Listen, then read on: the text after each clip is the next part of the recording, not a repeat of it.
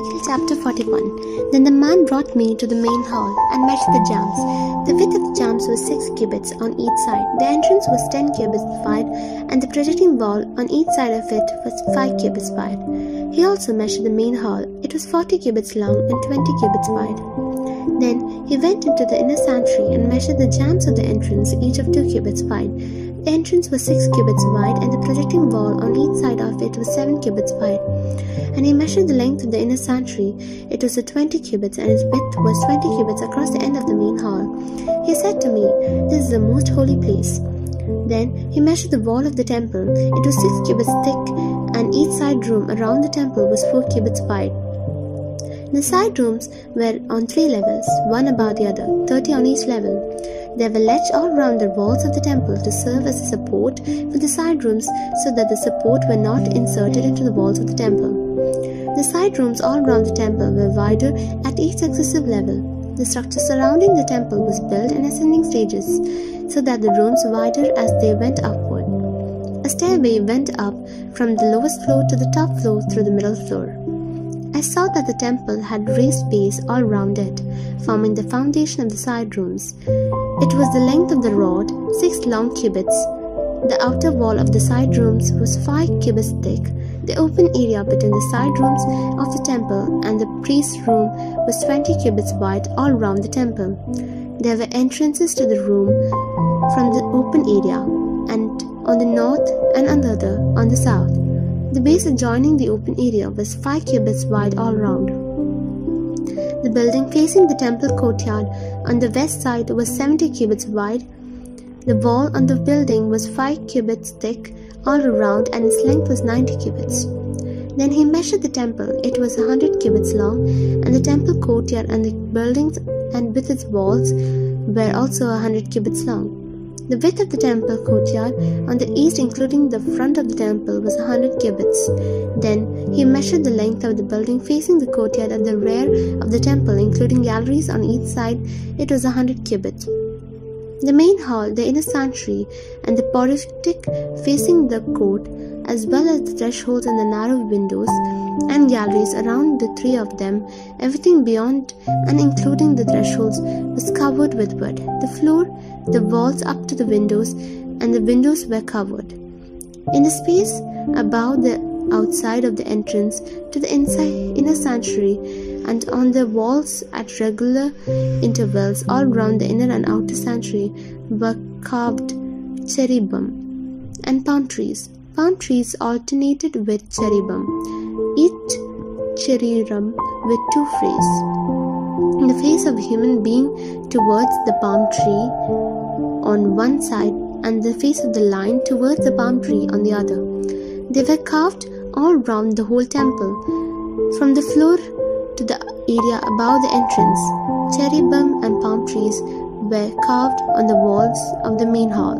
The main hall had a rectangular door frame, and the one at the front, the most holy place, was similar.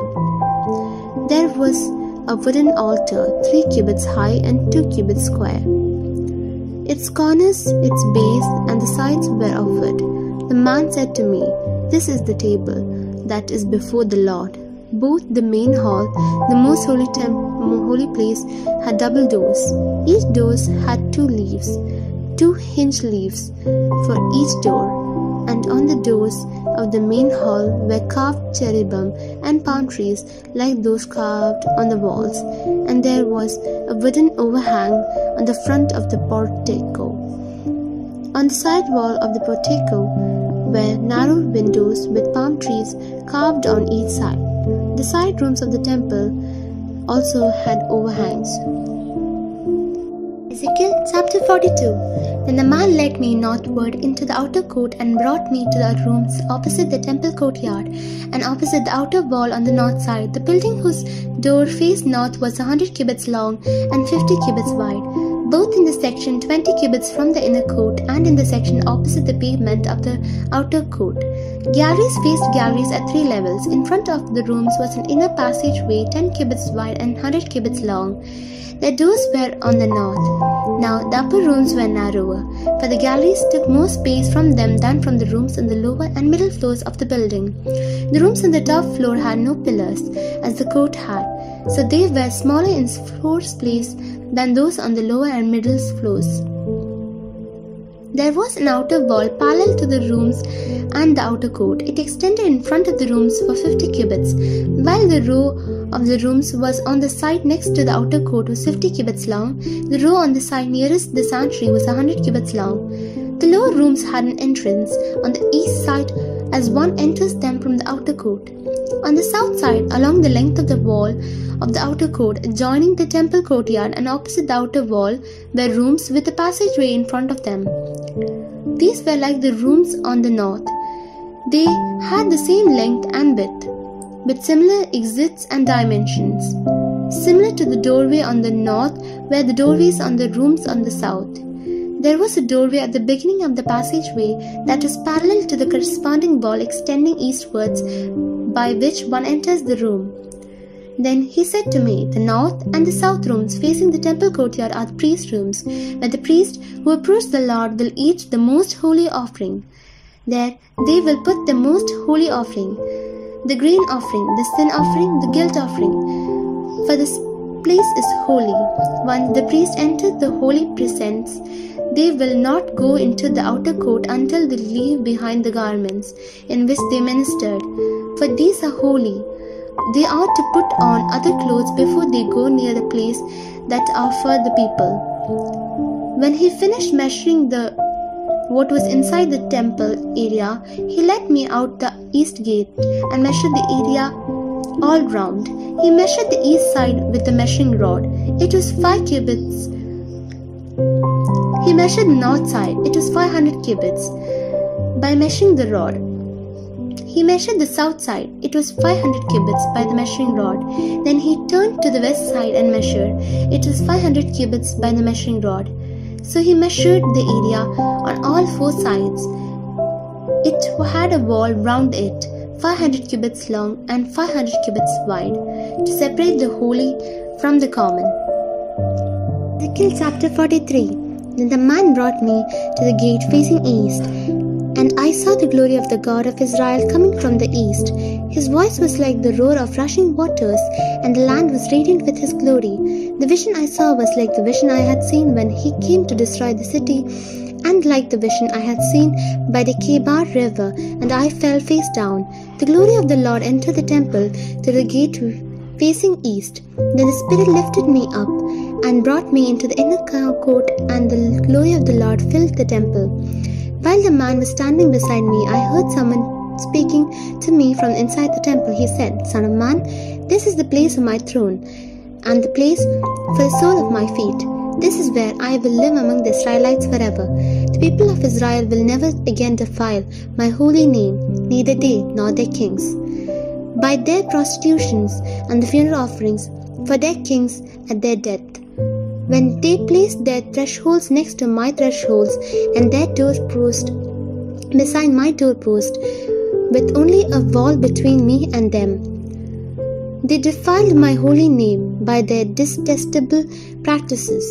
So I destroyed them in my anger. Now let them put away from me their prostitutions and the funeral offerings for their kings, and I will live among them forever. Son of man, describe the temple to the people of Israel, that they may be ashamed of their sins.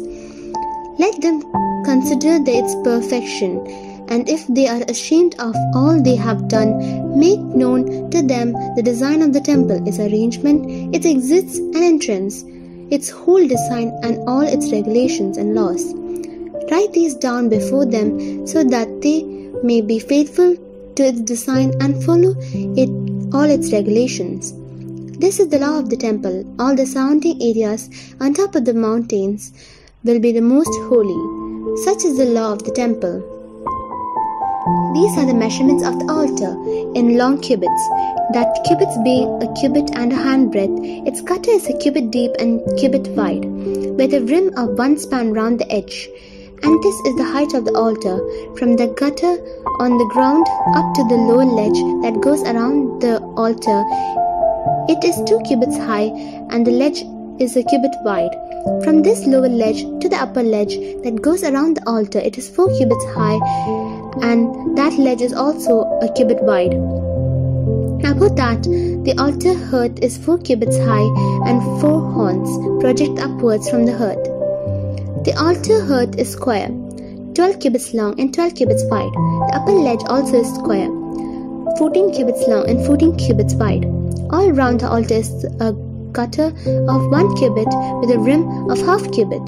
The steps of the altar face east. Then he said to me, Son of man, this is what the sovereign Lord says.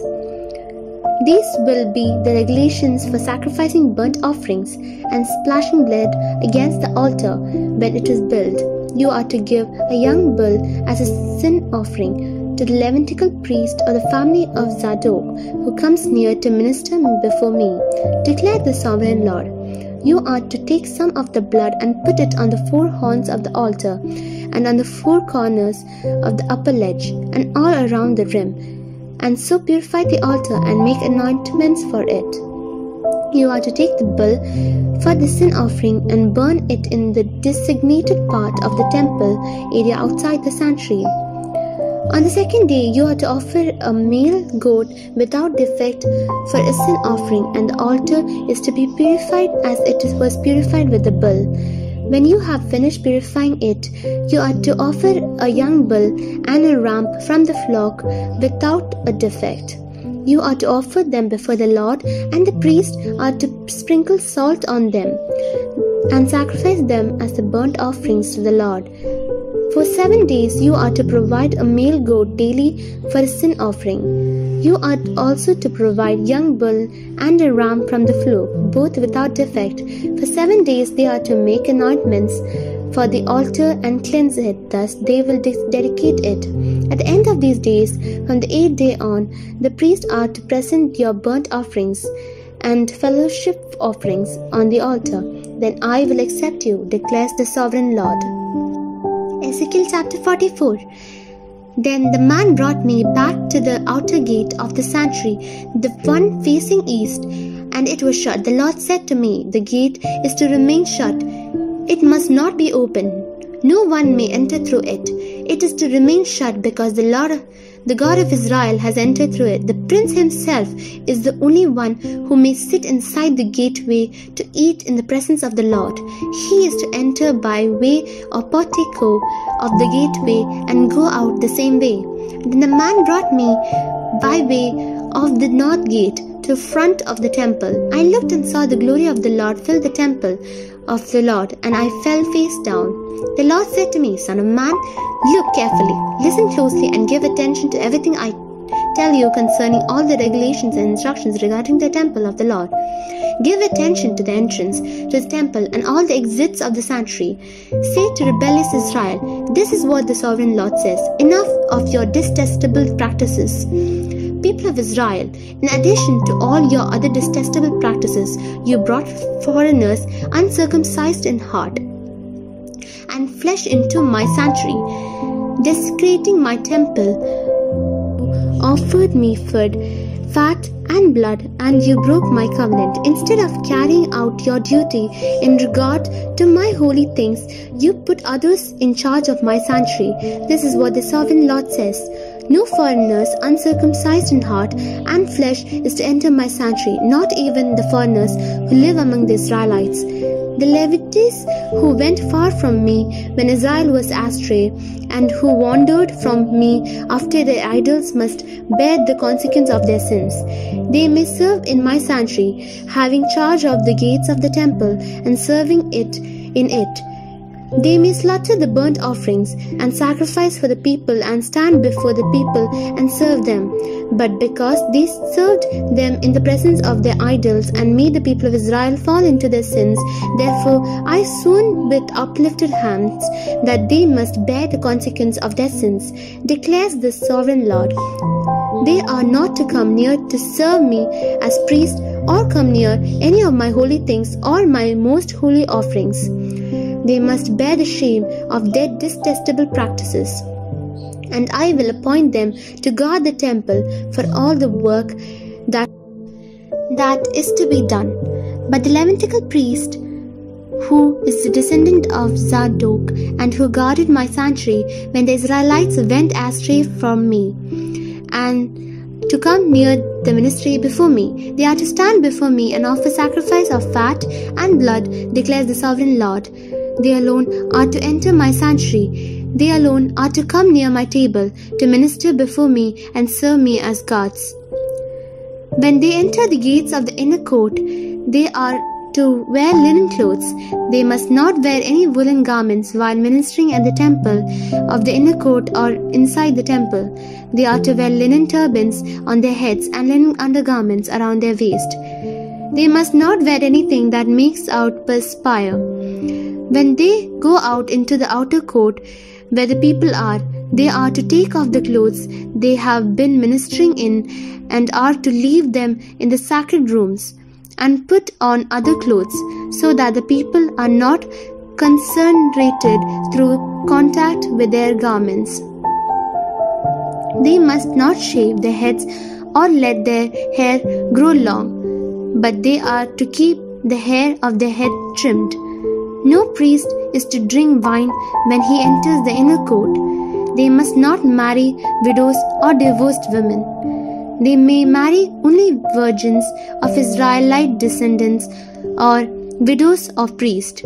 They are to teach my people the difference between the holy and the common, and show them how to distinguish between the unclean and the clean. In any dispute, the priests are to serve as judges and decide it according to my ordinance. They are to keep my laws and my decrees for all my appointed festivals, and they are to keep my Sabbaths holy. A priest must not defile himself by going near a dead person. However, if the dead person was his father or mother or son or daughter, brother or unmarried sister, then he may defile himself. After he is cleansed, he must wait 7 days. On the day, he must go into the inner court of the sanctuary to minister in the sanctuary. He is to offer a sin offering for himself, declares the Lord. I am to be the only inheritance the priest has. You are to possessions in Israel. I will be their possession. They will eat the grain offering, the sin offering and the guilt offering, and everything in Israel devoted to the Lord will always belong to them. The best of the first fruits and of all your special gifts will belong to the priest. You are to give them the first possession of your ground meal, so that is a blessing may rest in your household. The priest must not eat anything where there birds or animals found dead or torn by wild animals.